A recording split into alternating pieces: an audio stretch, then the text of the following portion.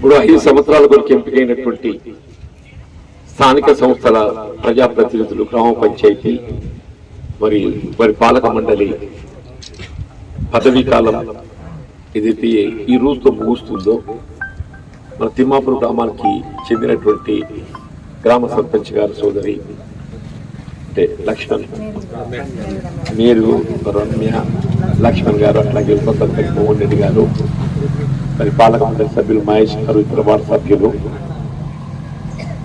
ప్రత్యేక అధికారిగా నియామకం చేయబడినటువంటి అరుణ్ కుమార్ గారు, ప్రధానోపాధ్యాయులు, బ్లాక్ కాంగ్రెస్ అధ్యక్షులు నందన్న గారు, సింగిల్ విండో ఉపాధ్యక్షులు సురేందర్ గారు, మాజీ గ్రామ సర్పంచ్ గారు అయినటువంటి మురీందర్ రెడ్డి గారు, ఇతర గ్రామ పెద్దలు, రైతు సోదరులు, యువమిత్రులు, ఈ 5 సంవత్సరాల కాలం ఏదైతుందో మన గ్రామ అభివృద్ధి కొరకు రాజకీయాలకు అతీతంగా పాటుపడినటువంటి గ్రామ సర్పంచ్ గారు, ఉప సర్పంచ్ గారు, మరియు పాలక మండలి సభ్యులను అభినందించే విధంగా కార్యక్రమాన్ని నిర్వహించడం నిజంగా ఇది ఒక సత్సంప్రదాయం. నేను కూడా మిత్రులందరూ కూడా హృదయపూర్వకంగా అభినందిస్తున్నాను. ఇవాళ గ్రామ పంచాయతీలకు ఎన్నికల నిర్వహణతో సరిపోయి ఎన్నికల నిర్వహణతో పాటుగా కావాల్సిన నిధులు కూడా సమకూర్చబడాలి. ఆ నిధులు సమకూర్చబడ్డప్పుడు మాత్రమే వాళ్ళ గ్రామాభివృద్ధి కొరకు ఆశించినట్టుగా అభివృద్ధి చేయగలుగుతాం. ఆ నిధులు సమకూర్చబడలేనప్పుడు ఏదైతున్నదో మనం ఆశించిన పనులు చేయడం సాధ్యం కాదు. మిత్రులు చాలా విషయాలు చెప్పారు. మా సీసీ రోడ్లు అని చెప్పని, నీటి సమస్య కానీ, ఇక ఇతర ప్రధాన రహదారులే కానీ, బీదీ దీపాలే కానీ, ఇవన్నింటి నిధులతో కూడుకున్నటువంటి ఒక అంశం అని చెప్పండి. ఈ నిధులు ప్రభుత్వం సమకూర్చాలి. ఇవాళ గ్రామ పంచాయతీ సంబంధించి పారిశుధ్యం కొరకు ట్రాక్టర్ కొనుగోలు చేసుకుంటే బాగుంటుందని ప్రభుత్వం సూచన చేసింది. మంచి ఆలోచన, ట్రాక్టర్ ఉంటే బాగుంటుంది. నిధులు ప్రభుత్వం ఏదైతే సూచన చేసింది, నువ్వు ట్రాక్టర్ ఉంటే బాగుంటుందని చెప్పాను. మరి ట్రాక్టర్ కొనుగోలు కానీ, దాని నిర్వహణ కానీ, దానికి కావాల్సిన నిధుల గురించి అయితే కార్యక్రమం ఉండాలి కదా. ప్రేమికి ట్రాక్టర్ కొనుగోలు చేయమని సూచించిన మొత్తం గ్రామ పంచాయతీలకు అన్నింటికి ఈ ట్రాక్టర్ కొనుగోలుతో దాదాపు ఒక 10 లక్షల రూపాయలకు ఆర్థిక భారం పడ్డది. ఆ ట్రాక్టరు, ట్రైలరు, ఈ వాటర్ ట్యాంకర్ ఉంటే వాటర్ ట్యాంకరు, ఈ మూడింటితో దాదాపు 10 లక్షల భారం పడ్డది. ఈ 10 లక్షల భారం ఎవరు భరించిండ్రు? గ్రామ పంచాయతీ భరించింది. పని మంచిదే, కానీ గ్రామ పంచాయతీ నిధులు అనేది ఒక 10 లక్షల రూపాయలు ఈ ట్రాక్టర్ కు, ట్యాంకర్ కు, ట్రైలర్ కు దానికి. అంటే నేను అనుకుంటా సార్ మీ మొత్తం ముట్టలేదో నాకు ఏమన్నా ఇన్స్టాల్మెంట్ ముట్టినా అదే చెప్పంటున్నాయి. ఇప్పుడు ఆగి సర్పంచ్ దిగిపోయినాటికి అది మొత్తం దాని ఖండం అయిపోతుంది, దగ్గర పడ్డది. మళ్ళీ కొత్తగా వచ్చే సర్పంచ్ మళ్ళీ కొత్త ట్రాక్టర్ కొనుక్కోవాలి. కార్యక్రమం మంచిది, నిధులు ప్రధానం. ఇలా వాస్తవంగా అన్నాడు 73, 74 రాజ్యాంగ సవరణ. ఇలా రాజకీయంగా ప్రభుత్వాలు మారుతుంటాయి. ఇలా ప్రభుత్వం అనేది కొనసాగింపు. ఒక ప్రభుత్వం ఇవాళ గతంలో టీఆర్ఎస్ ప్రభుత్వం ఉండే, అది పోయి కాంగ్రెస్ పార్టీ వచ్చింది. కేంద్రంలో గతంలో కాంగ్రెస్ ప్రభుత్వం ఉండే, అది పోయి ఎన్డీఏ ప్రభుత్వం, భారతీయ జనతా పార్టీ అతను వచ్చింది. తెలియదు, ప్రభుత్వాలు మారుతుంటాయి. కానీ ఏ ప్రభుత్వం అధికారం ఉన్నా కానీ ఈ గ్రామ పంచాయతీలకు కావాల్సిన నిధుల సమకూర్పు అనేది ప్రధానమని చెప్పంటున్నా. ఆ నిధులు సమకూర్చబడ్డప్పుడు మాత్రమే మనం ఆశించినటువంటి ఒక అభివృద్ధి కార్యక్రమం చేయగలుగుతాం. మనం ఆశించిన గ్రామ స్వరాజ్యాన్ని సాధించుకోగలుగుతాం. దానికి సంబంధించి 73, 74 రాజ్యాంగ సవరణ అప్పుడు రాజీవ్ గాంధీ గారు ప్రధానమంత్రి ఉండగా ఏదైతున్నదో, స్థానిక సంస్థలకు ఎన్నికలు నిర్వహిస్తేనే సరిపోదు, ఎన్నికల నిర్వహణతో పాటుగా ప్రత్యేకంగా ఢిల్లీకి వెళ్లి గ్రామానికి నిధులు సమకూర్చబడాలని చెప్పని రాజ్యాంగం పొందుపరిచింది. దాని పర్యవసానం ఏదైతుందో దాని ఫలితం ఇవ్వాల. ఇప్పుడు మిత్రుడు పేర్కొన్నట్టు ఏదైతుందో మహేష్ చెప్పింది, మా కేంద్రకి నిధులు రావడంతో ఈ మాత్రం కొద్దిగా కాల్ చేసి ఆడించడం చెప్పి వాస్తవం చెప్పండి. ఇది రాజ్యాంగంలో పొందుపరిచింది. ఇవాళ గ్రామ పంచాయతీలకు ఎన్నికలు నిర్వహించడం సరిపోదు, నిధులు కూడా సమకూర్చాలి. 13 ఫైనాన్స్ 14 ఫైనాన్స్ ఉన్నది. ఇది అందరూ పొందుపరిచింది. తదుపరి యూపీఏ ప్రభుత్వం 10 సంవత్సరాలు సోనియా గాంధీ గారు యూపీఏ చైర్పర్సన్. నిజంగా అందరం అంటారు విదేశీ వనిత విదేశీ వనిత అని చెప్పి, విదేశీ వనిత మనల్ని కట్టుకోవడంతోనే ఏదైతుందో మన భారతదేశమైంది. కానీ రూపొందించిన కార్యక్రమం వాళ్ళు చెప్పంటారు జాతీయ గ్రామీణ ఉపాధి హామీ పథకం అనేది మొత్తం దేశంలో గ్రామీణ ప్రాంతానికి ఒక వరం లాంటిదని చెప్పంటారు, ఒక వరం లాంటిదని చెప్పంటారు. గ్రామాలలో వ్యవసాయ కూలీలకు పని లేని సమయంలో పని కల్పించాలి. వ్యవసాయ పరిధినాలు ఎప్పటికీ ఉండేవి, కేవలం కలుపులు నాట్లు ఇతర కొన్ని సమయాలలో పనులు ఉండేవి. మరి వ్యవసాయ కూలీలకు పని కల్పించాలి అనేటువంటి ఒక భావనతోని ఈ పనికి హామీ ఉపాధి పథకాన్ని ప్రవేశపెట్టడం జరిగింది, మంజూరు చేయడం జరిగింది. ఇందులో మీరు ఎవరన్నా కానీ చదువు లేదు, సంధ్య లేదు, ఆంక్షలు ఇవ్వు, నాకు పని కావాలి అని చెప్పని ఎవరు పేరు నమోదు చేసుకున్నా మీ 15 రోజుల లోపల మీ పని చూపెట్టే బాధ్యత ఏదైతుందో వీళ్ళ ప్రభుత్వం మీద ఉందని చెప్పండి. ఎవరైనా కానీ చెప్పి ఇప్పటికి చెప్పండి, ఇక్కడ జాబ్ కార్డు ఎన్నున్నాయో నాకు తెలియదు, కానీ జాబ్ కార్డ్స్ లేనటువంటి వాళ్ళు ఇంకెవరున్నా కానీ మీ పేరు నమోదు చేసుకొని మీ పని చూపెట్టే ఒక బాధ్యత మన ప్రత్యేక అధికారి గారు అరుణ్ కుమార్ గారు తీసుకుంటామని చెప్పండి. పెట్టడమే కాదు, పని చూపెట్టడంతో పాటుగా వీళ్ళ గ్రామాలలో చేపట్టబడే ప్రతి అభివృద్ధి కార్యక్రమానికి ప్రధానంగా జాతీయ గ్రామీణ ఉపాధి హామీ పథకం నిధులే మనకు వినియోగం అవుతుందని చెప్పని చెప్పక తప్పదని చెప్పండి. వీళ్ళ డంపింగ్ యార్డ్స్ ఏర్పాటు చేసుకున్నాం, వైకుంఠ ధామాలు ఏర్పాటు చేసుకున్నాం, హరితహారం చెట్ల పెంపకం కార్యక్రమం చేపట్టినాం, మనం గ్రామ పంచాయతీ భవనాలు నిర్మాణం చేసుకుంటున్నాం, అదనపు పాఠశాల గదులు మన ఊరు మనబడి కార్యక్రమం నిర్వహించుకుంటున్నాం, సీసీ రోడ్లు నిర్మాణం చేసుకుంటున్నాం, డ్రైనేజీలు నిర్మాణం చేసుకుంటున్నాం. ఏ కార్యక్రమం చేపట్టాలన్నా కానీ అన్నిట్లలో ఏదైతుందో ఈ జాతీయ గ్రామీణ ఉపాధి హామీ పథకం మిళితం లేని కార్యక్రమం వీళ్ళ గ్రామాలలో ఏది అమలు కావటం లేదు అంటే అతిశయోక్తి కాదని చెప్పండి. హరితహారం చెట్లు పెట్టుడు, గుంతలు తీసుడు, నీళ్లు ఊసుడు జాతీయ గ్రామీణ ఉపాధి హామీ పథకం చెప్పంటున్నా. గ్రామ పంచాయతీ భవన నిర్మాణం జాతీయ గ్రామీణ ఉపాధి హామీ పథకం చెప్పంటున్నా. వైకుంఠ ధామం జాతీయ గ్రామీణ ఉపాధి హామీ పథకం, డంపింగ్ యార్డ్ జాతీయ గ్రామీణ ఉపాధి హామీ పథకం. అన్ని అంటే గ్రామ పంచాయతీలకు గ్రామాలకు ఏది ఇస్తుందో జాతీయ గ్రామీణ ఉపాధి హామీ పథకం ఒక వరం లాంటిదని చెప్పంటారు. ఇటు నిరుపేద వ్యవసాయ కూలీలకు పని కావాలనే వాళ్లకు పని చూపెడుతుంది, గ్రామానికి కలిసి అభివృద్ధికి దోహదపడుతుంది. 2 రకాలు చెప్పండి. అందుకే చెప్పండి, ఎక్కడ మీరు చెప్తున్నాను అది అది కొనసాగుతుంది. వాళ్ళ యూపీఏ పోయింది, 10 సంవత్సరాలు కొత్త ప్రభుత్వం వచ్చింది, ఎన్డీఏ కార్యక్రమం మంచి కార్యక్రమం మంచి కార్యక్రమం కాబట్టి ఈ ప్రభుత్వం కూడా కొనసాగిస్తుంది.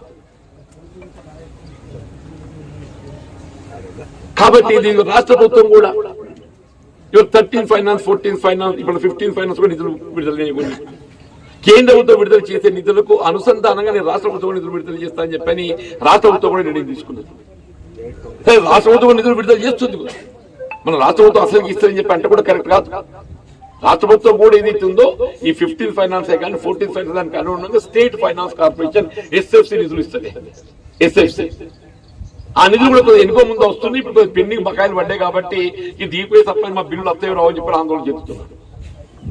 ఇవాళ ఒక పేపర్ చదివింది నేను, మనం దించుందా ఛార్జ్ ఇవ్వండి చిత్తం, మరి మా బకాయిల సంగతి ఏంటని చెప్పంటారు. కోర్టు కూడా పోయింది, మా ఈ అమ్మాయి వేందో రమ్య పోలేదో నాకు తెలియదు, కానీ కొద్దిమంది కోర్టు కూడా పోయినా దీపోతే కానీ మరి వచ్చే బిల్లుల సంగతి ఏంటని చెప్పండి.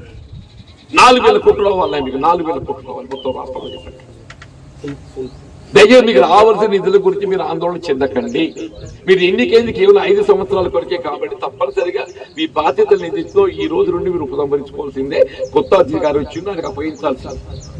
మీరు రావాల్సిన బిల్లులు ఏమున్నా కానీ తప్పకుండా ఏదైతుందో ఇలా పోయిన ప్రభుత్వం పోయింది కాబట్టి ఆయన దగ్గర పో, కేసీఆర్ దగ్గర పో అంటే ఆయన బాధ్యత లేదు. కొత్త వ్యక్తులు ఎవడన్నా కానీ ఏదైతుందో ప్రభుత్వం కొనసాగింపాలి, తప్ప చెల్లించాల్సిందే.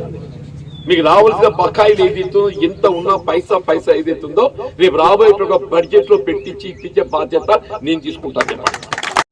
ఇబ్బంది పడకండి దయచేసి. ఈ చేయవలసిన కార్యక్రమాల గురించి ఏదైతే ఇవాళ ఈ ప్రత్యేక అధికారి ఎందుకు నియామకం చేసుకున్నాం, ఎన్నికలు ఎందుకు నిర్వహించలేదని కూడా ఒక సమస్య వస్తుంది. మీరు యాళ్ళకి ఎన్నికలు పెడితే అయిపోతుంటాయి కదా, అసలు ఎందుకు మీరు దీని కొంచెం సమస్య ఒక రాజకీయ అంశం చూడండి. రాజకీయ అంశం ఏంది, పోయిన ప్రభుత్వం ఏదైతుందో ఒకసారి రిజర్వేషన్ రూపొందిస్తే అది 2 పర్యాయాలు ఉండాలని చెప్పని పోయిన ప్రభుత్వం రూపొందించింది. ఈ రిజర్వ్ ప్రక్రియ 2 సార్లు రూపొందించాలంటే ఉదాహరణ మన సర్పంచ్ ఇప్పుడు ఎస్సీకి రిజర్వ్ అయిందా, 2 ఏళ్ళు అంటే 5 ఏళ్ళు 10 ఏళ్ళు పోతుంది. మన తర్వాత చెట్లు 5 ఏళ్ళు 10 ఏళ్ళు పోతుంది. 3వ టర్మ్ రావాలంటే ఈ 10 ఏళ్ళు అయినాక అది 3వ టర్మ్ వస్తుంది. సపోజ్ ఇప్పుడు ఎస్సీ వచ్చింది కాబట్టి మీ దగ్గర ఎస్సీలు ఇస్తున్నాయి, ఎస్సీకి రాది బీసీకి వచ్చింది అనుకో ఉదాహరణ, 10 ఏళ్ళు అయితే బీసీ ఉంటాడు కదానే, తర్వాత ఎస్సీ వస్తుంది అనుకో, 10 ఏళ్ళు ఎస్సీ ఉంటాడు కదా, ఓసీలో పోటీ చేసే అవకాశం రాదుగా 10 ఏళ్ళ దాకా. వాడు ఆశపడ్డాడు ఏదైతే వాడు ముసలోడు అవుతాడు, ఆశపడ్డాడు ముసలోడు అవుతాడు. దానికి గెలిపోయిన తర్వాత అవకాశం అయితే రావాలి కదా, నేమంటున్నా అవకాశం రావాలి కదా. కాబట్టి ఏదైతుందో ఈ 2 పర్యాయాలు అనేది సమంజసం కాదు, దీన్ని ఒక పర్యాయం చేయాలి. గతంలో రొటేషన్ సిస్టమ్ అనేది ఎప్పుడైనా ఒకటే పర్యాయం ఉంటుంది.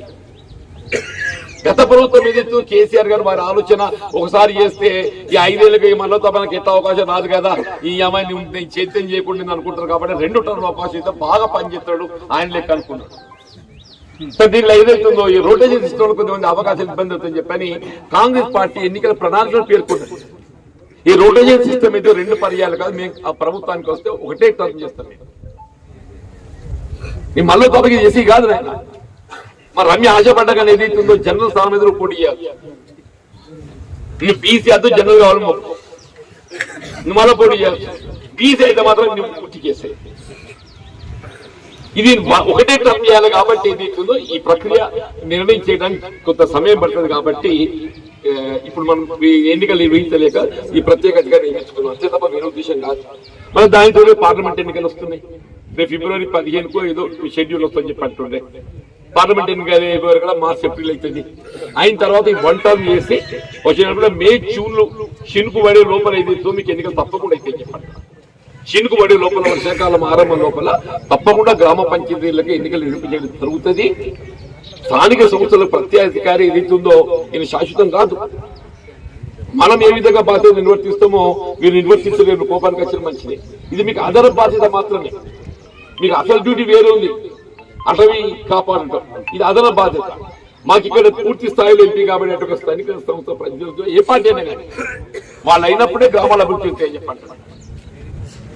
మరి ఎమ్మెల్యేగా ఎవరు గెలుస్తారు, ఏంటని ఎవరైనా గెలిచిన పని చేయాల్సిందేనే. ఇప్పుడు ఇక్కడ మిత్రులు సంజయ్ గారు గెలిచిన వారు చేయాల్సిందే, ఎవరైనా పని చేయాల్సిందే. ఎన్నికల్లో ఏదైతుందో గెలిచే అభ్యర్థి బాధ్యతతో పనిచేస్తాడు. చెవుడు చెప్పని అనుకోవద్దు మన ప్రత్యేకత మాత్రాన. వారికి అవకాశాలు ఏ మేరకు లభిస్తాయి, చేయడానికి అవకాశాలు ఏ మేరకు లభిస్తాయి. ఇవాళ ఏదైతుంది అప్పుడు అదృష్టం కొద్దిగా ఆర్ఎండ్బి మంత్రిని అయింది. ఏది 2004-9 మధ్య కాలంలో నాకు అదృష్టం కలిసి వచ్చింది.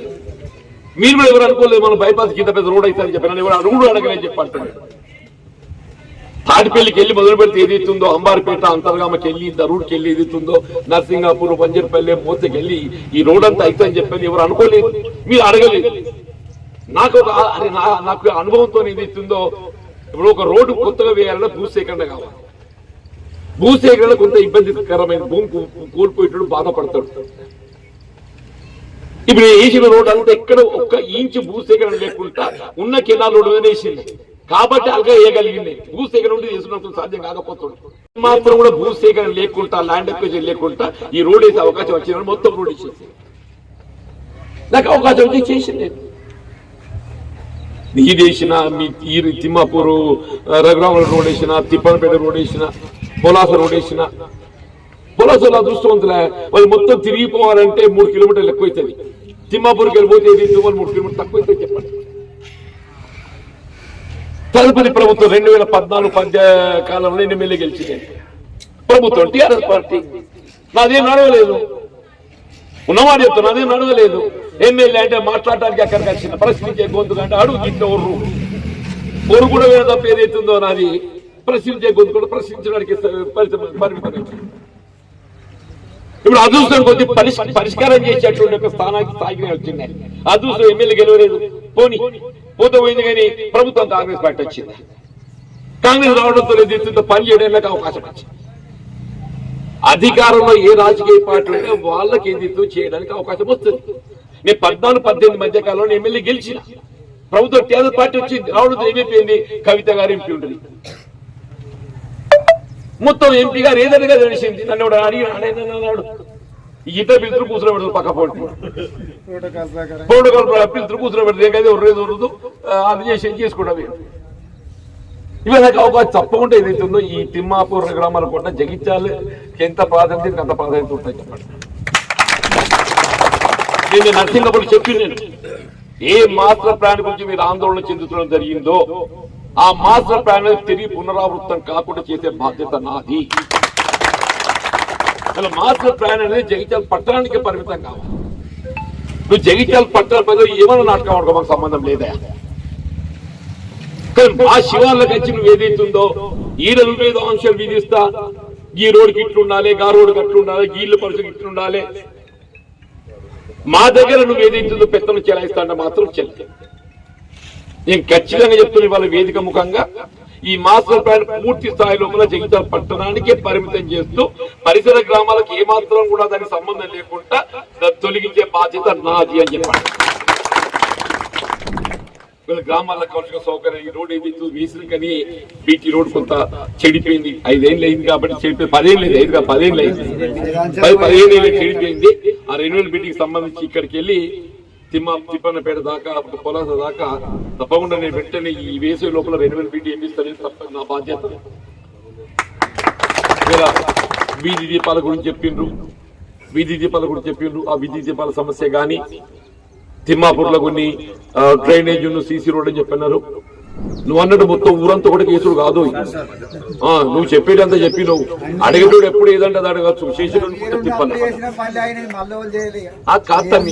నేనేమంటున్నా, ఇప్పుడు ఏమన్నా 5-10 ఇప్పుడు పెడతాను నా వంతు.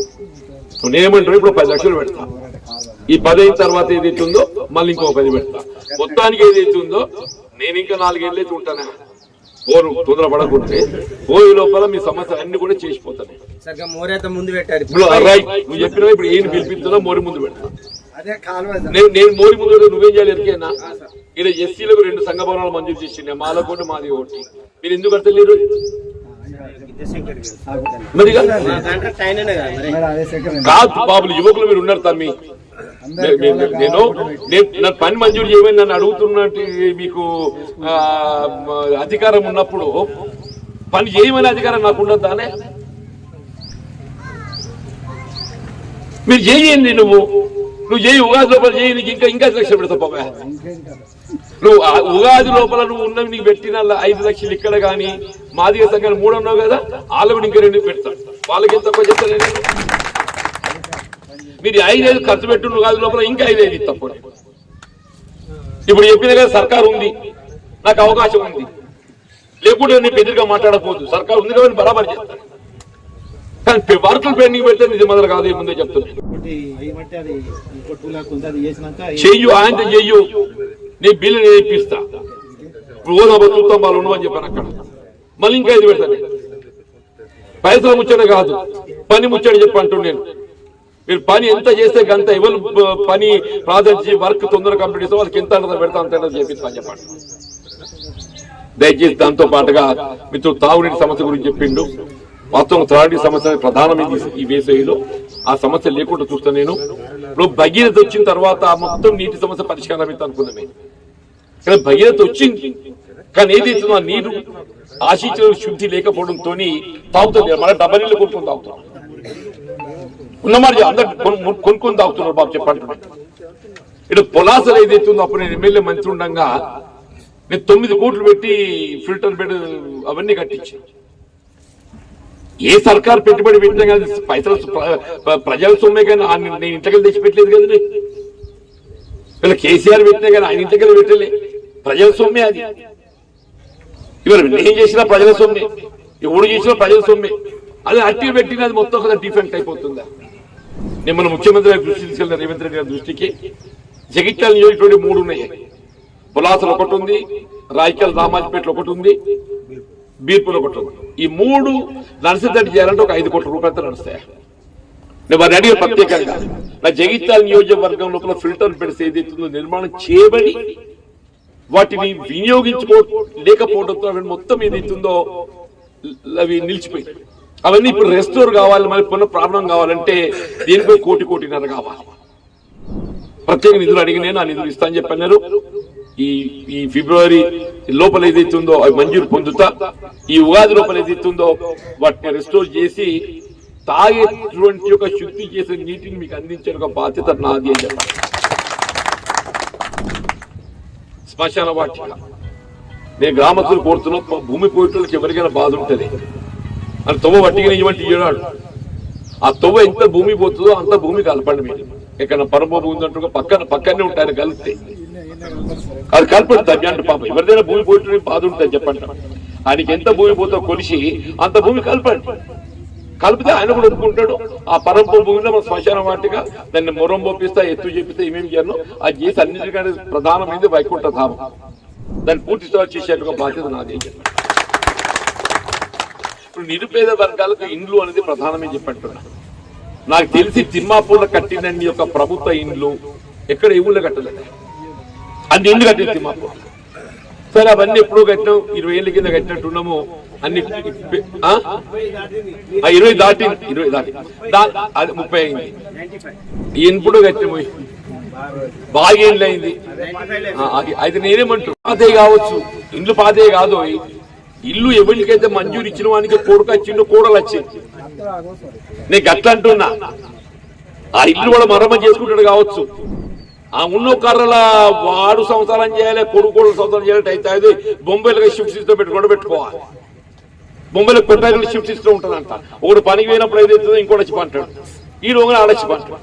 అట్లా కాదురా నాయన. కొడుకు కోడలు కొత్తగా ఎవరు ఇచ్చిండ్రో వాళ్ళకి అందరికి ఏదైతుందో ఇండ్లు మంజూరు ఇచ్చాడు బాధ్యత నాది. అందరికి 5 లక్షలు, మా ఎస్సీలకు దళితులకు 1 లక్ష ఎక్కువ, 6 లక్షలు. మాకు రాజకీయాలకు సంబంధం లేదు చెప్పండి. మీరు ఇట్లా గ్రామసభ పెట్టుకోండి, ఇల్లు లేనోళ్ళు ఎవరన్నా గుర్తించండి చెప్పండి. వానికి ఇల్లు అదిలో ఎవరిని ప్రాధాన్యత మీరు క్రమంగా ఇవ్వండి. ఫస్ట్ దళితులకు, తర్వాత బీసీలు. వాడు ఏ పార్టీ అయినా కానీ మన లక్ష్మణ్ రాసిచ్చిందే నేను చేస్తాను అనుకోకుండ్రి.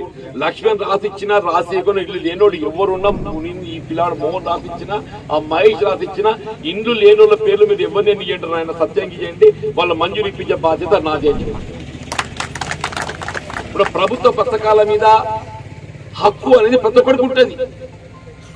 ప్రభుత్వ పథకాల అమలుకి ఏదైతుందో కార్యక్రమానికి దానికి కొన్ని నిర్ణయాలు, ఒక గైడ్ లైన్స్ రూపొందిస్తాం. ఆ గైడ్ లైన్స్ ప్రకారంగా అవి అందరికి చెందాలి.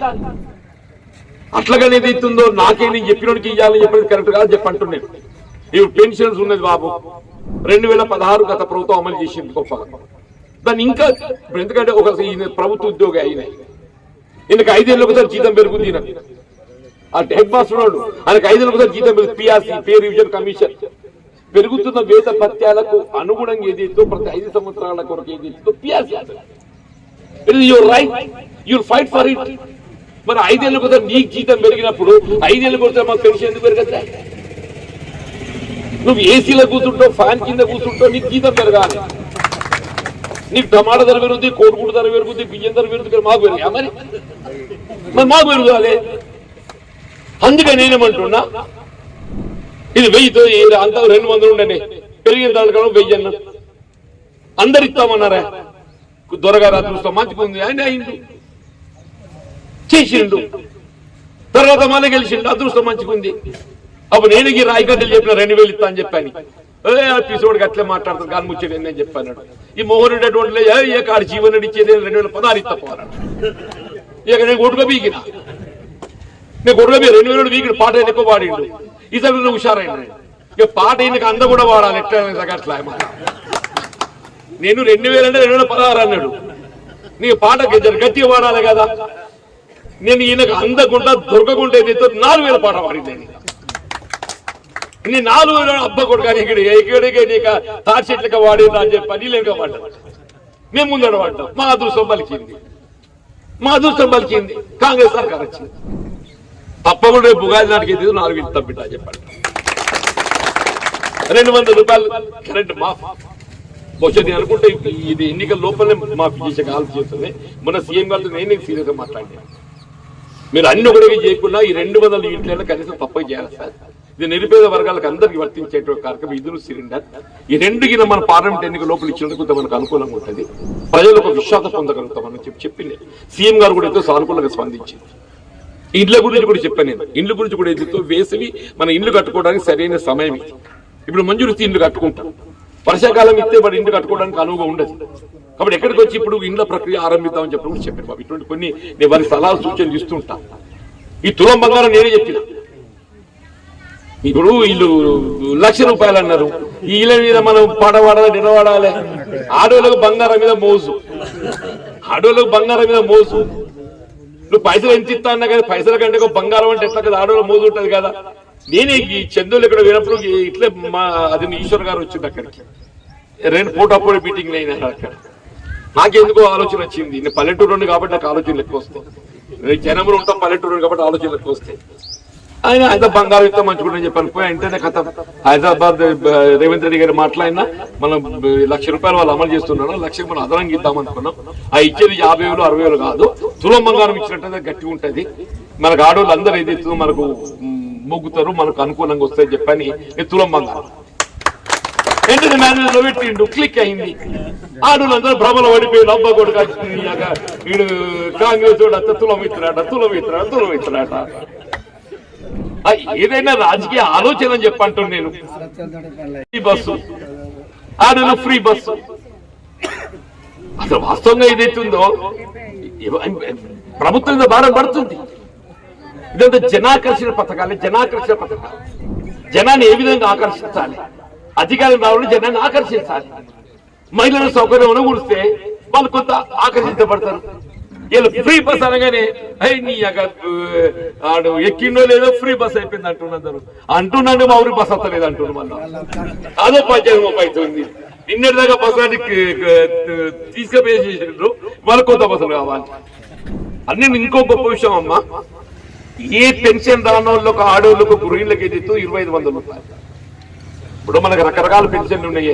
వృద్ధాప్య పెన్షన్ ఉంది, వితంతు పెన్షన్ ఉంది, ఒంటరి మహిళ ఉన్నది, బీదీ కార్మికురాలు ఉంది, వికలాంగులు ఇవన్నీ ఉన్నాయి కదా బాబు. కొంతమంది కొత్తగా లగ్గమైతే 20 ఏళ్ళకి వాళ్ళకి ఏ పెన్షన్ రాదు, వాళ్ళకు కూడా 2,500 తల్లి. నీకు అర్థంగా పెన్షన్ ఏదన్నా పత్తలేదా? 2,500 ఇస్తాం. ఉగాది మీ భర్త మీద ఆధారపడాల్సిన అవసరం లేదు.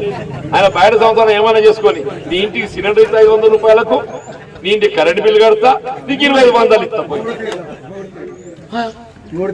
3 తీర్లు రావు ఈ అమ్మాయికి. మా పొలాలకు నౌకర్లు ఇస్తా అని చెప్పి అంటున్నాం. 2 లక్షల ఉద్యోగాలు ఉన్నాం. ఇలా 15,000 ఉద్యోగాలు నోటిఫికేషన్ ఇస్తున్నాం బాబు. కానిస్టేబుల్ ఉద్యోగాలు 15,000 ఇవ్వాలి. ప్రకటన ఇచ్చింది ఇవాళ ఇచ్చాడు 15,000. అక్కడ చెప్తున్నా ఇవన్నీ చేయవలసిన పనులు ఎవరైనా చేయాలి. బాధ తెలంగాణ ఎందుకు తెచ్చుకున్నావు? నువ్వు తిని పండుంటారుగా నీకోసం తెచ్చుకున్నావా? మీ అటువంటి వాళ్ళు ఏదైతుందో పోరాటం చేసి ఉద్యమం లోపల ఏదైతుందో ప్రాణాలు త్యాగం చేస్తే తెలంగాణ వచ్చింది. మా అటువంటి చేయబట్టి వచ్చిందా?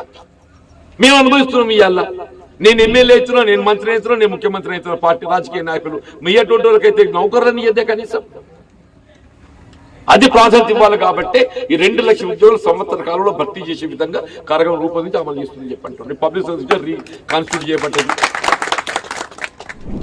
ఏదైనా ప్రభుత్వం అనేది కొనసాగింపు రాజకీయ పార్టీ ఆలోచన ఏ విధంగా ఉన్నా కానీ అది వాళ్ళ బాధ్యత. కేంద్రంలో మోడీ గారే కానీ, గతంలో కేసీఆర్ గారే కానీ, అంతకుముందు సోనియా గాంధీ కానీ, రేవంత్ రెడ్డి ఎవరైనా ప్రజల కోసం పనిచేయాలనే ఆలోచన విధానం అని చెప్పంటున్నాను. నేను కూడా చెప్పంటున్నా, నా అదృష్టం 40 ఏళ్ళు అయిందే. నా అంత అదృష్టం ఎవ్వలేడా? నేను మొన్న చెప్పిన ధరలు చెప్పింది. నేను మొత్తం తెలంగాణ రాష్ట్రం 4 సార్లు గెలిచిన ఎమ్మెల్యే ఎవరు లేడు, 4 సార్లు ఓడిపోయినాడు కూడా ఎవరు. నేను 6 సార్లు ఎమ్మెల్యే గెలిచిన, ఒకసారి ఎమ్మెల్సీ గెలిచిన. ఎమ్మెల్యే 5 సార్లు ఓడిపోయింది, 2 సార్లు ఎంపీ ఓడిపోయినా. లెక్క 5, 2, 7, అది 7 లెక్క నిండింది అంటే కథ చెప్పింది నేను. అంటే ప్రజా జీవితం అనేది రకరకాల హోదాలతో ఉంటుంది బాబు. కేవలం ఎమ్మెల్యే గెలిచిన పని చేస్తామని చెప్పాను కరెక్ట్ కాదు. అందరూ ఎమ్మెల్యేలు కాలేరు, అందరూ ఎమ్మెల్యేలు కాలేరు. ఎమ్మెల్యే ఎవడో కూడా అయితే 100 కోటికి అంత మాత్రాన ఎమ్మెల్యేతోనే పని అయితే ఎమ్మెల్యేనే కావాలనుకుంటే కూడా కాదు.